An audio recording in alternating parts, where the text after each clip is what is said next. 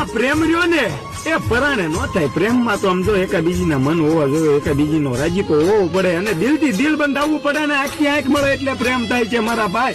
પ્રેમ એમ નામ નથી થતા હો, કારણ કે દિલ વેચાતા ના મળે અને ઓલી પ્રીતુ પરાણે ના થાય. પણ જેને વળગે ઓલી પ્રેમની વાસના એની મતી મરી જાય. અને આ પ્રેમ જો ને મારા ભાઈ એક વિશ્વાસને આધીન છે, વિશ્વાસની દોરી છે.